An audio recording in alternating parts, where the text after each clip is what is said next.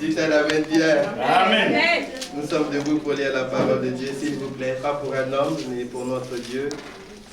La Bible dit que l'humilité précède la gloire. Et soyons modestes, soyons humbles. Sachons nous humilier dans la présence de notre Dieu. Genèse chapitre 32, verset 24. La Bible dit, Jacob demeura seul. Il demeura comment? Seul. Alléluia. Amen. C'est très important ça.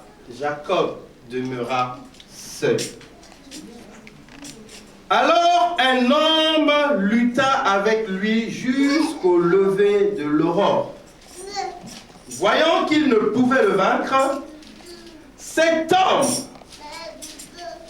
le frappa à l'emboîture de la hanche, et l'emboîture de la hanche de Jacob se démit pendant qu'il luttait avec lui. Il dit, « Laisse-moi aller, car l'aurore se lève. » Et Jacob répondit, « Je ne te laisserai point aller, que tu ne m'aies béni. » Il lui dit, « Quel est ton nom ?» Et il répondit, « Jacob. » Il dit encore, « Ton nom ne sera plus Jacob, mais tu seras appelé Israël. Car tu as lutté avec Dieu et avec des hommes, et tu as été vainqueur. » Alléluia. Amen. Alléluia. Amen. On acclame très fort la parole de Dieu. Nous pouvons nous asseoir. Seigneur, nous te bénissons pour ta parole encore ce matin. Que ton esprit nous conduise dans toute ta sagesse. Père, je n'ai ni la connaissance ni le savoir de me lever devant ton peuple. Mais tout ce que j'ai foi, Père, c'est ta parole qui nous dit que nous nous présenterons, nous ouvrirons la bouche et toi tu mettras les mots. Voilà pourquoi, Seigneur, je te prie que toute ma chair se taise maintenant. Que Émar disparaisse et que ton esprit croisse. Que tout ce qui sortira de ma bouche, Seigneur, sous le contrôle et sous l'inspiration de ton esprit. Merci encore de ce que tu prépares les cœurs à recevoir ta parole. Que toute la gloire te revienne à toi seul. Dans le nom de Jésus, nous te disons Amen. Amen. Alléluia. Amen. Cette année encore, le Seigneur nous a adressé une parole. Il nous a parlé de la connaissance, la croissance dans la grâce et dans la connaissance de notre Seigneur Jésus-Christ. Alléluia. Amen. C'est bien cela, n'est-ce pas? Cette année, nous aspirons à croître, c'est-à-dire à évoluer, à grandir davantage, mais à croître en quoi? Dans la grâce de Dieu, mais également dans la connaissance de notre Dieu. Ce sont deux choses qui vont de pair, la grâce et la croissance. Alléluia. Il ne peut avoir l'un sans l'autre. Dites un amen bien. Amen. La grâce et la croissance et la connaissance. La connaissance de Dieu, c'est ce qui va te permettre de vivre la main de Dieu dans ta vie. Alléluia. C'est ce qui va te permettre, bien-aimé, d'expérimenter sa grâce pleinement. Et encore, pour ajouter une pierre à cet édifice, ce matin, je vais parler d'un thème qui me venait à cœur. Je l'ai intitulé « De la promesse à l'accomplissement ». Alléluia. De la promesse de Dieu à l'accomplissement. Alléluia. Amen. Je veux m'adresser encore ce matin à toutes les personnes qui aspirent à vivre l'accomplissement de toutes les promesses que Dieu a pu les adresser tout au long de leur vie. Vous savez, bien aimé, c'est une très bonne chose de recevoir la promesse de Dieu. Alléluia. C'est merveilleux de recevoir la prophétie ou la parole prophétique que Dieu nous adresse. Amen. Mais recevoir la promesse de Dieu n'est pas synonyme à vivre l'accomplissement automatique de cette promesse dans nos vies. Alléluia. Amen. Alors là, c'est très important.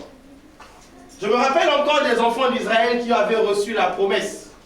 Promesse selon laquelle je vous délivrerai de l'esclavagisme où vous êtes en Égypte et je vous ferai rentrer à Canaan, le pays où coule le lait et le miel. Alléluia. Amen. Lorsque nous lisons attentivement la parole de Dieu, nous nous rendons compte que tous les enfants d'Israël avaient tous reçu la promesse. Amen. Mais ils ne sont pas tous rentrés à Canaan. Non. Alléluia. Amen. La preuve, même Moïse qui les conduisait a vu Canaan, mais il n'est pas rentré à Canaan. Alléluia. Amen. Alors, bien aimé, encore ce matin, je veux m'adresser à toutes les personnes qui ont reçu les promesses de Dieu. Parce que je veux te dire encore, selon que la Bible nous témoigne, que la fin d'une chose vaut mieux que son commencement. Je veux dire à quelqu'un que la fin n'est autre que l'accomplissement de ce que Dieu t'a promis. Amen. Alléluia. Amen. Alors je pense bien aimé que l'accomplissement de la promesse vaut mieux que la réception de la promesse. Dites un amen bien. Amen. Alléluia. Amen. La Bible dit encore, bien aimé, que la prophétie peut tarder. Mais si elle tarde, attends-la. Car elle s'accomplira certainement. Alléluia. Alléluia. Amen. Donc, lorsque la Bible nous parle de la prophétie de Dieu qui nous est adressée, la Bible reconnaît que la prophétie peut tarder. Si la prophétie tarde, c'est un phénomène qui est tout à fait naturel, qui est reconnu par la Bible. Parce que, bien aimé, j'aimerais avant toute chose que tu comprennes quelque chose de très important.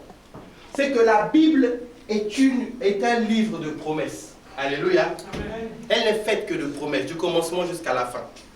Et la vie chrétienne est une vie aussi de promesses. Dieu fait tout par la promesse. Alors, ce que nous devons comprendre, c'est qu'au sujet de la promesse, la Bible nous dit que la prophétie peut tarder. Le problème avec Dieu, bien-aimé, c'est que Dieu pourra te visiter. Dieu pourra te donner la prophétie. Dieu pourra te visiter par un songe. Dieu peut te révéler ce qu'il va faire avec toi. Dieu peut te révéler ta destinée. La destinée, c'est l'ensemble de tous les projets que Dieu a préparés pour toi. Dieu peut te les révéler. Mais Dieu ne te révélera jamais quand est-ce que ces choses vont s'accomplir. Alléluia. Amen. Dieu ne te révélera jamais aussi le chemin par lequel tu vas parcourir pour acquérir l'accomplissement de cette promesse. Amen. Vous savez, un jour, Dieu s'est révélé à Joseph par un songe. Dieu montre à Joseph une vision selon laquelle, lorsque son père et ses frères donnent l'interprétation, ils disent: qu'est-ce que cela veut dire? Est-ce que tu vas régner sur nous? Est-ce que tu vas nous gouverner? Dieu montrait à Joseph sa destinée consistait à ce que les membres de sa famille puissent se prosterner devant lui. Dieu donne la vision à Joseph. Mais Dieu n'avait jamais dit à Joseph le parcours par lequel Joseph devait passer. Non. Alléluia. Dieu n'a jamais dit à Joseph que tes frères vont te vendre, que tu vas être haï par ta famille, que tu vas te retrouver esclave dans la maison de Potiphar. Alléluia. Il y a des choses que Dieu dit, mais il y a des choses que Dieu ne dit pas. Dites un amen bien. Amen. Alléluia. Amen. Alors bien aimé, ce qui est important pour moi ce matin, ce n'est pas que j'ai reçu la promesse de Dieu. Ce qui est important pour moi ce matin, ce n'est pas que j'ai reçu la prophétie que Dieu m'a adressée. Mais ce qui est important pour moi, c'est de posséder ce que Dieu m'a dit de posséder. Amen. Alléluia. Amen. Beaucoup de gens reçoivent la parole de Dieu. Beaucoup de gens lisent des versets de la Bible qui sont des promesses qui leur sont adressées. La Bible dit: voici les signes qui accompagneront ceux qui auront cru. Bien aimé, la croyance, ça ne se voit pas. La foi, ça ne se voit pas. On ne détermine pas la grandeur de ta foi par rapport au nombre d'heures que tu viens passer à l'église. C'est faux. On ne déterminera pas la grandeur de ta foi par rapport à la grosseur de la Bible que tu portes à ta main. Non. Mais la Bible dit: voici les signes qui vont accompagner ceux qui vont croire. Lorsque tu as la foi, bien aimé, il doit avoir un cortège de signes et des miracles qui vont accompagner ta foi. Ce sont ces signes qui vont attester que celui-ci croit. Dites un amen bien. Dites un amen que je continue. Alléluia. Il dit: en mon nom, ils imposeront les mains aux malades et les malades seront guéris. Combien de chrétiens aujourd'hui imposent les mains aux malades, mais la maladie persiste? Dites un amen bien. Amen. La Bible dit: il chassera les démons. Aujourd'hui, les chrétiens ne reconnaissent même plus l'existence des démons. Il y en a même d'autres qui ne les chassent plus, ils en ont peur. Lorsqu'il dort le soir, il a eu un rêve où il est en train de se bagarrer avec les gens, il se réveille le matin avec les courbatures. Le premier réflexe, c'est de prendre le téléphone. Pasteur, nous ici à la maison, ça ne va pas. Chrétien, où est ta foi? Dites un amen bien. Amen. La Bible dit que ceux qui auront cru, même s'ils boivent quelques breuvages mortels, cela ne leur fera aucun mal. Yeah. Les pasteurs commencent à être exterminés aujourd'hui par le poison. Dites un amen bien. Amen. Là où je viens, c'est devenu une mode. Preach. Les pasteurs ont peur des poisons. Quand tu tu viens à l'église, parfois quand on amène la bouteille, il ne peut pas prendre lui là sa bouteille à lui. Alors que la Bible dit que celui qui a la foi, même le poison, va se transformer en jus d'orange dans ton organisme. Alléluia. Dites un amen bien. La Bible dit que tu vas prospérer à tout lieu et à tous égards, comme prospère l'état de ton âme. Mais la véritable question que je peux me poser, moi, chrétien, Seigneur, est-ce que réellement dans ma vie, je prospère en tout lieu et à tous égards? Est-ce que réellement moi, je prospère? Dites un amen bien. Il y a des choses, il ne faut pas te tromper dans la vie. Vous savez, nous sommes des êtres humains, faits de chair et de sang. Il y a certaines choses pour avoir de la motivation dans les choses de Dieu. Il faut que tu vives les signes. Il faut que ce que le pasteur m'enseigne, que je puisse le vivre dans ma vie. Il dit, je ferai une différence entre ceux qui me servent et ceux qui ne me servent pas. Alléluia. Où est la différence? On est confondus. Tous les chrétiens qui célébrons le roi des rois, on est là dans la misère. On est là dans des choses bien aimées. On se pose même la question, et ton voisin qui habite à côté de toi, qui ne prie pas, qui est là à faire la bordelle tous les jours, et toi qui es en train de craindre le Seigneur, même problème, même difficulté, même l'épreuve. Et on voit même les chrétiens sont devenus dépressifs. Ils sont chroniques à prendre les antidépresseurs. Il faut les entendre lorsqu'ils se rassemblent. Oh, je suis stressé, je suis stressé. Dites un amen bien. Alléluia. Et où est cette parole? Où est cette prophétie? Tout ce que je fais, ça ne marche pas. Lorsque j'investis ici, c'est bloqué. Lorsque je reparle, ça ne marche pas. Dieu, tu m'as dit que je vais prospérer à tout lieu et à tous égards. Vous savez bien aimé, Dieu a fait annoncer un appel au monde entier. Un appel général. Christ dit dans le livre de Matthieu, venez à moi, vous tous qui êtes fatigués et chargés, et je vous donnerai du repos. C'était l'appel, mais un appel qui est suivi d'une promesse. Lorsque tu viens à Christ, tu dois vivre le repos. Amen. Il y a des gens aujourd'hui qui peuvent prétendre vivre le repos de Dieu dans leur vie. Qui peut dire aujourd'hui, Seigneur, oui, réellement je vis le repos? Dites un amen bien. Amen. Le problème pour moi, bien aimé, ce n'est pas de recevoir la prophétie. Combien de prophéties ont été annoncées dans ta vie? Combien de prophéties ont été annoncées pour cette église? Combien de prophéties ont été annoncées pour ton ministère, pour ton mariage, pour ta vie? Dieu t'a parlé par des anges. Il t'a parlé par des visions. Parfois des hommes de Dieu, poussés par l'Esprit de Dieu, ont révélé des paroles de prophétie sur toi. Mais jusqu'aujourd'hui, rien ne s'accomplit. On a l'impression que ce que Dieu m'a dit et ce que je suis en train de vivre, il y a un contraste. Dites un amen bien. Et moi, dans les commencements de ma foi, une fois j'étais choqué. Parce que j'étais en train de parler avec une servante de Dieu que j'admirais tellement. Elle était à l'église tous les jours et elle nous inspirait. En ce temps-là, j'étais encore très jeune dans ma foi. Et chaque jour, on allait chez elle pour prier avec elle. Mais un jour, elle en avait tellement marre parce qu'elle avait l'impression qu'on lui saoulait avec le nom de Jésus. Chaque fois qu'on lui parle Jésus, Jésus, Jésus. Un jour, elle me fait asseoir et me dit, frère, je vais te dire une chose. Dieu n'existe pas. La vie chrétienne est une illusion. J'étais choqué. J'étais choqué. Que le Seigneur la bénisse. Mais pourquoi tu sers Dieu, bien-aimé? Pourquoi tu pries? J'ai réalisé que c'est quelqu'un qui passait des moments difficiles. C'est quelqu'un bien aimé. Pendant qu'il était en train de prier et qu'il regardait la prière et sa vie, il voyait qu'il y avait un contraste. Rien n'était identique. Oh, je vais parler à un cœur bien aimé qui a reçu une promesse de Dieu. Alléluia. Mais qui jusqu'à aujourd'hui la promesse continue à tarder. Dites un amen bien. La Bible dit bien aimé que Jacob aussi avait reçu la promesse. Jacob avait reçu la promesse. Alléluia. Il n'était pas n'importe qui. D'ailleurs, il n'avait pas seulement reçu la promesse, mais Jacob était né sur la base d'une prophétie. Parce qu'avant la naissance de Jacob, Dieu s'était révélé à la maman de Jacob. Dieu dit à la maman de Jacob qu'à l'intérieur de ton sein, il y a deux nations qui sont en train de se battre. Alléluia. Et parmi ces deux nations, le grand frère sera assujetti par le petit frère. Jacob naît sur la base d'une prophétie. Alléluia. Bien aimé, la première chose qui m'a choqué lorsque je méditais cette histoire, c'est que j'ai compris que Jacob n'a jamais demandé à Dieu cette prophétie-là. Non.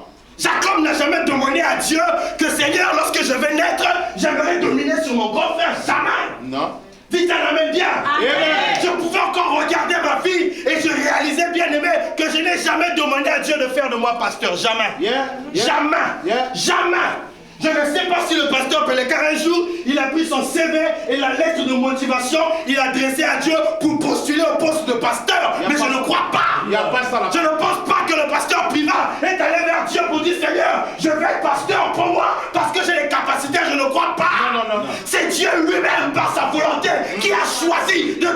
cette prophétie. Je vais parler à un élu de Dieu. Je vais dire qu'il y a des choses dans ta vie qui vont s'accomplir que tu n'as jamais demandé à Dieu. Il y a des choses que tu n'as pas choisies, il y a des choses que tu n'as pas demandées, mais Dieu, par sa volonté souveraine, va décider de les accomplir. Alléluia! Oh, dites un amen bien. Dites amen que je monte encore.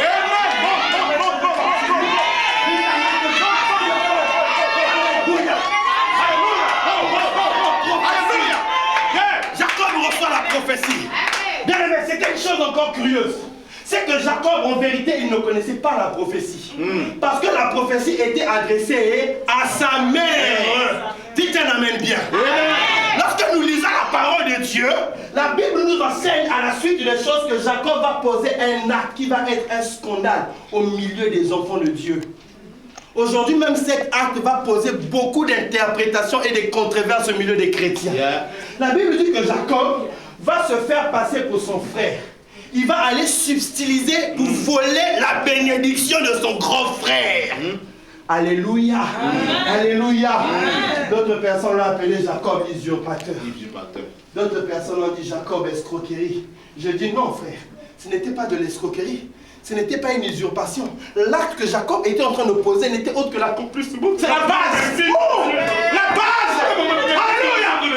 Bien-aimé, lorsque Dieu va vouloir accomplir sa promesse dans ta vie, il y a des actes que tu vas poser, ça va dépasser même l'entendement des gens. Dieu va passer par des chemins que même les hommes n'avaient pas pensé. Il y a des chemins que les hommes vont dire l'escroquerie, ce n'est pas l'escroquerie, c'est la volonté de Dieu qui s'accomplit dans ta vie. Si tu n'en es bien. Ah, dis ta mère que je un jour, j'étais en train de regarder encore l'histoire de cette femme, Marie, qui a porté le Christ. Je me disais, mais Seigneur, tu es bizarre, Seigneur, tu es compliqué. Seigneur, on ne peut pas t'expliquer. Mais pourquoi tu as fait une chose pareille? Alléluia. Dites-moi d'abord, est-ce qu'à Nazareth, il n'y avait pas de vierge? Mais il y en avait beaucoup. Il y en avait beaucoup. Il y en avait trop. Oui. Mais pourquoi Dieu a choisi seulement la fiancée d'autrui de Joseph? Bien aimé, ils étaient fiancés. Ils vivaient dans la chasteté. Ils vivaient dans l'abstinence. Ils vivaient dans la crainte de Dieu. Au lieu que Dieu aille choisir une fiancée qui était libre, il va seulement aller choisir la fiancée d'autrui. Dites un amen bien. Alléluia. Alléluia. C'est-à-dire que là, bien aimé, je ne sais pas bien en français comment ça correspond. Mais dans notre langue natale, on dit que Nzambe a sali nanko. Alléluia. C'est-à-dire que Dieu a décidé que Joseph soit d'accord ou qu'il ne soit pas d'accord. Nanko, je vais prendre sa fiancée. Dites un amen bien. Je vais dire à quelqu'un encore ce matin, la bénédiction de Dieu pour cette année dans ta vie sera nanko. Que les gens soient d'accord ou qu'ils ne soient pas d'accord. Que les gens signent ou qu'ils ne signent pas. Quand Dieu a décidé de faire quelque chose, il va le faire. Dites un amen bien. Dieu veut montrer sa supériorité. Il y a des dimensions où Dieu veut montrer sa grandeur. Il y a des dimensions où Dieu veut faire des choses qui dépassent l'entendement des hommes. Oh, dites un amen bien. Seigneur, bénis-moi dans le corps. Dis-le, Seigneur, bénis-moi dans le corps. Seigneur, bénis-moi dans le corps. Ah, j'aime ce Dieu. Dans le corps, dans le corps, dans le corps. Ce Dieu-là. Ce Dieu-là. Parce que là où les gens sont à la main, c'est exactement ce que Dieu va percer.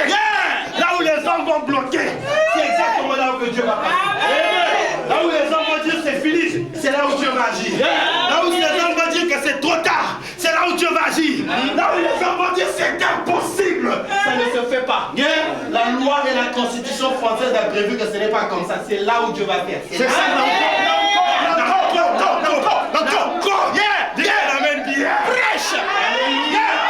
Alléluia. Jacob ne connaissait pas la prophétie. Jacob ne connaissait pas la prophétie. Bien aimé, Jacob ne connaissait pas la prophétie. La prophétie de Dieu va conduire Jacob à aller poser des actes prophétiques que même lui-même il ne comprenait pas. Dites un amen bien. Bien aimé, ce qui m'a choqué, Jacob avait reçu la prophétie. Jacob est né sur la base de la prophétie. Jacob n'a jamais demandé la prophétie. Il pouvait se dire, comme Dieu m'a promis, ce que je vais faire, je vais dormir et je vais attendre bien tranquillement que la prophétie puisse s'accomplir. C'est exactement ce que les enfants de Dieu font aujourd'hui. Donc, ils attendent. Ils ne prient pas. Que la prophétie vienne. Ils attendent que Dieu accomplisse. Ils se disent, oh j'ai reçu la prophétie. c'est que Dieu sera là. Mais oui, bien-aimé, c'est vrai que tu as reçu la prophétie. Mais est-ce que Dieu t'a dit quand est-ce qu'elle va s'accomplir? Non. Abraham aussi avait reçu la promesse. Lorsque Abraham a reçu le cœur de Dieu, Dieu dit à Abraham, je te donnerai un fils. Alléluia. Vous savez, il a reçu Isaac après combien de temps? 25 ans, frère. Il a attendu 25 ans pour vivre l'accomplissement de la promesse. Bien-aimé, si aujourd'hui Dieu dit qu'il va faire de toi un millionnaire, alléluia. Encore. C'est ça, mais je suis là. Je suis là. Alléluia. Regardez-moi bien, c'est moi. Alléluia. Que Dieu te bénisse. La Bible dit, Nanko, c'est moi. C'est au violent.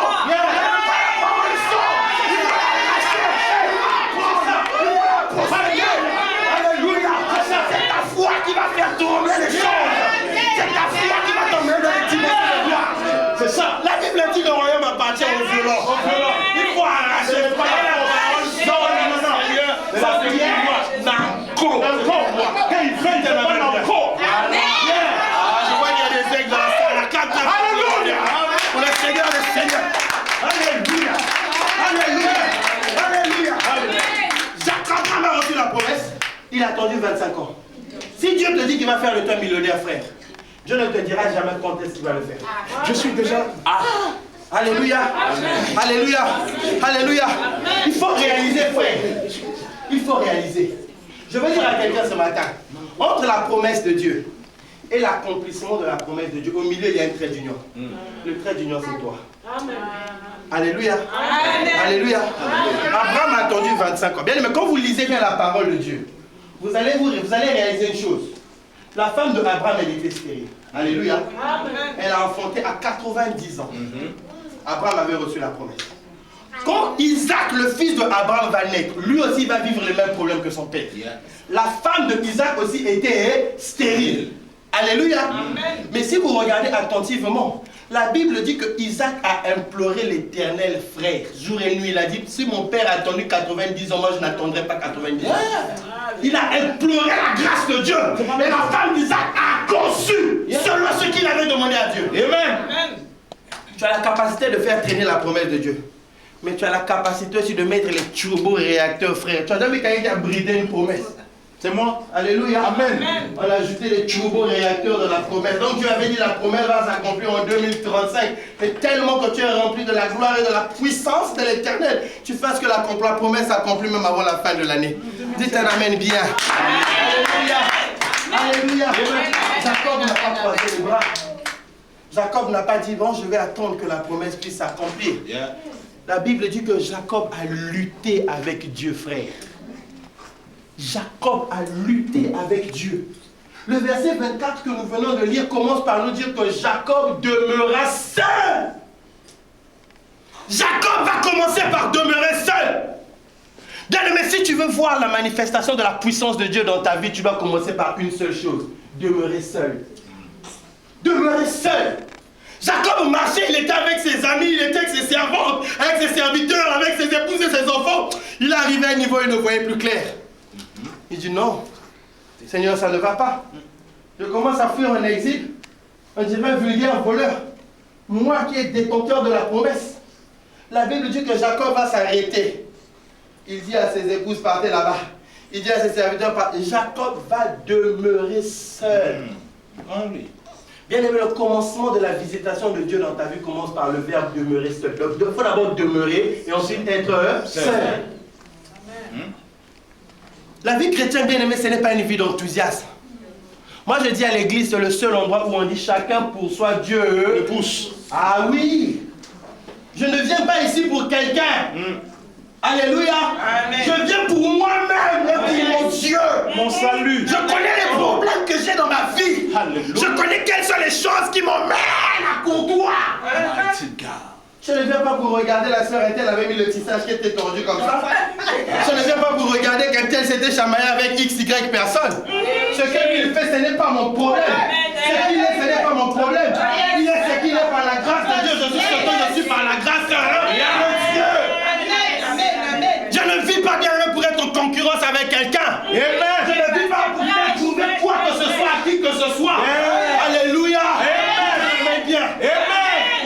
pavillon, c'est son problème. Que j'habite au HLM, c'est mon problème. Lui, il est ce qu'il est, moi, je suis ce que je suis par la grâce de Dieu. Et puis Nanko. Même. Alléluia. Dites à la main, dis Amen. Alléluia. Une vie individuelle. Il faut demeurer seul. Ce n'est pas parce que tel frère ne vient plus que moi si je ne veux pas venir. Je connais son alliance avec son Dieu. Alléluia. Je sais où est-ce qu'il a commencé.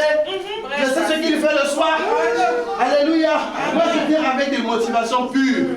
Je ne viens pas ici pour un homme. Je viens ici pour mon Dieu. Que l'homme soit d'accord qu'il ne soit pas d'accord, il n'y a pas de problème. Ce qui m'intéresse, c'est que Yoshua HaMashiach écoute mes prières. J'aimerais que lorsque Dieu ouvre le registre de présence, qu'il se souvienne que je suis là, fidèle à mon poste, en train d'implorer sa grâce, en train de dire comme Jacob, Seigneur, je ne te laisserai pas tant que tu ne m'aies béni. Alléluia. Jacob a fait le point. Jacob a dit non, les choses ne vont pas bien. Il ne faut pas parfois se consoler. Ce qui me fait mal encore parfois, c'est de voir les chrétiens médiocres qui se consolent dans leur médiocrité. Frère, il y a des choses dans la vie qu'il ne faut pas accepter. Il y a des échecs dans la vie qu'il ne faut pas accepter. Il y a des situations dans la vie qu'il ne faut pas accepter, frère. Alléluia. Amen. Alléluia. Christ est monté sur la croix. Il a dit que tout est accompli. Il n'a pas dit tout sauf. Il a dit tout, frère. Où il est Dieu, où il n'est pas Dieu. Où il a parlé, où il n'a pas parlé. Alléluia. Alléluia. Moi aussi, je veux voir clair dans ma vie. Je veux voir clair. J'ai me demander à Dieu de voir clair dans sa vie, ce n'est pas un péché. Même Bartimée l'a fait. Bartimée l'a fait, hein. Il dit, Seigneur, je veux quoi? Je veux voir. Il faut que tu vois. Tu dois voir la main de Dieu dans ta vie. Amen. Tu dois comprendre, bien aimé, que depuis que je marche avec Dieu, et quand je ne marchais pas avec lui, je sens aussi qu'il y a une différence. Alléluia. Amen. Alléluia. Amen. Mais ça commence par demeurer seul. Ça commence par demeurer seul. C'est un moment, bien aimé, où parfois tu fais une rétrospective dans ta vie. Tu te dis, Seigneur, ça fait tant d'années, ma vie ne change pas. Ça fait tant d'années, toujours dans les mêmes situations, dans les mêmes problèmes, dans les mêmes difficultés, dans les mêmes trucs, dans les mêmes trucs, dans les mêmes trucs. Ah! Dieu, tu es où? Alléluia. Amen. Alléluia. Amen. Ça fait 10 ans que je n'ai vu que des découvertes sur découvertes. Seigneur, tu es où? Alléluia. Vous savez, il y a des gens comme ça. Hein? Ils travaillent, mais c'est comme s'ils ne travaillaient pas. Ils dépensent de l'énergie, bien aimée, mais ils ne peuvent jamais jouir du fruit de son salaire. Alléluia. Il y a des gens, même avant même que la paie ne soit virée dans le compte, c'est déjà fini. Dites à la belle bien. Amen. Alléluia. Parce qu'il sait déjà que dès que ça va arriver, 300 va aller ceci, 400 va aller là-bas, 200 va aller là-bas. Donc ce n'est même pas encore arrivé, il n'a déjà rien. Frère, ça c'est la pauvreté. L'esprit de pauvreté, ça ne veut pas dire que tu ne manques pas, que tu ne touches pas. Hein. Mais ça veut dire que quand tu touches, tu ne fais rien avec. Dites à la main bien. Amen. Bien aimé, Dieu nous a appelés à plus que ça. Il dit, je suis le bon berger, je suis venu afin que mes brebis aient la vie, mais qu'ils aient la vie avec abondance. Avec abondance. C'est-à-dire que, bien aimé, comme Dieu t'a promis, quand les choses vont mal, bien aimé, il faut apprendre à mettre les genoux par terre. Yes. Tu dois pratiquer ce qu'on appelle la génoologie, frère. Yeah. C'est la science des genoux calés par terre. Alléluia. Alléluia. Bien aimé, quand les choses vont mal dans ma vie, je ne cherche pas des confidents. Hein. Je ne cherche pas à aller parler de gauche à droite. Je ne cherche pas à pleurer. Je ne cherche pas à me plaindre. Parce que beaucoup de chrétiens croient aujourd'hui que c'est à force de pleurer que Dieu va écouter. Dieu n'écoute pas les pleurs, frère. Amen. Ce n'est pas parce que tu vas pleurer du matin au soir que Dieu va avoir pitié de toi. Ça ne marche pas comme ça. Dites un amen bien. Amen. Alléluia. Amen. Alléluia. Amen. Le royaume des cieux n'est pas un royaume de pleureurs. Mais c'est un royaume de violents. Dans la vie, bien aimée, il y a des choses qu'on va te donner. Mais il y a des choses qu'il faut arracher, frère. Alléluia. Amen. Alléluia. Amen. Alléluia. Amen. Il y a des choses, bien aimées, quand tu attends, tu vois que les choses ne bougent pas. Tu te dois toi-même de faire bouger les choses. Amen. Ah oui, frère.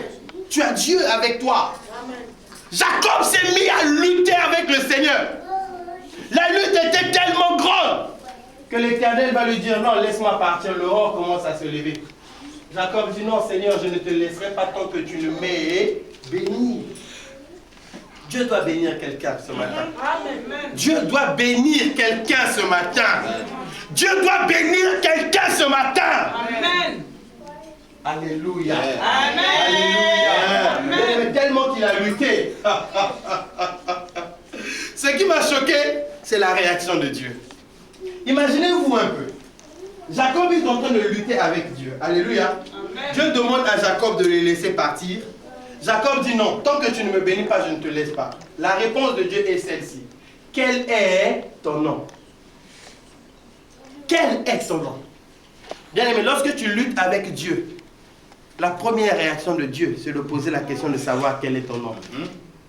Le nom, c'est l'identité de la personne. Le nom, c'est le statut de la personne. Dites un amen bien. Amen. Quand Dieu décide de le bénir, Dieu commence d'abord par changer son nom. Yeah. Quand Dieu décidera de te bénir, il va d'abord commencer par changer ton identité. Dites un amen bien. Amen. C'est-à-dire que celui qui était sans papier, quand Dieu te demande quel est ton nom, tu dis Seigneur sans papier. Alléluia. Amen. Dieu te prend seulement de sans papier à la nationalité directe. Amen. Dites un amen bien. Amen. Amen. Quand Dieu te demande quel est ton nom, c'est l'image de quelqu'un qui dit Seigneur, oh, moi c'est pauvreté, frère. Dieu commence d'abord par changer ton nom. Amen. Changer ton nom. Amen. Bien aimé, il y a le nom de quelqu'un qui va être changé ce matin.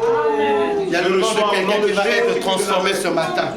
Il y a une prophétie qui a été annoncée contre quelqu'un qui va être de recevoir un accomplissement encore ce matin. Au nom de Jésus. Tu vas te tenir debout là où tu es, bien aimé. Ne fais aucun bruit. Tiens-toi debout. Tu es en présence de ton Dieu. Tu es en présence de ton Dieu. Je disais encore, l'église, c'est l'endroit où l'on demeure seul. C'est l'endroit où l'on peut dire chacun pour soi. Bien aimé, j'aimerais maintenant que tu oublies celui qui est à côté de toi.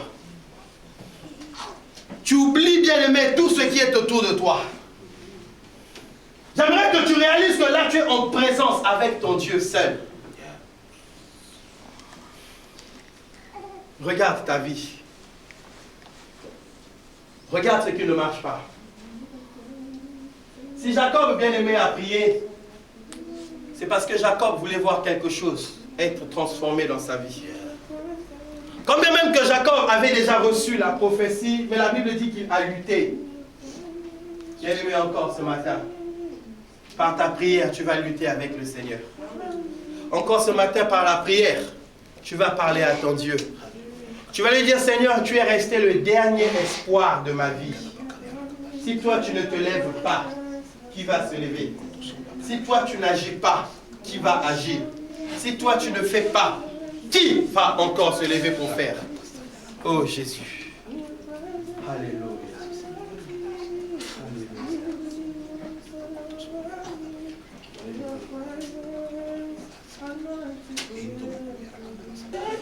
Merci pour ta grâce. Bien aimé, je vais déclarer des paroles encore pour toi. Tu vas lever tes mains vers le ciel. C'est un symbole d'abandon. C'est l'expression de quelqu'un qui dit que Seigneur, seul je ne peux rien. Je vais me lever vers le ciel et je vais prier. Éternel Dieu de gloire, tu es le Dieu des prophètes. Je t'implore en cet instant, Seigneur, que toutes ces mains qui sont levées, ô Dieu, l'expression encore de cette humilité, c'est l'expression de cette personne qui dit, Seigneur, seul je ne peux rien. Ma prière, ô Dieu, est que tu le visites d'une manière exceptionnelle.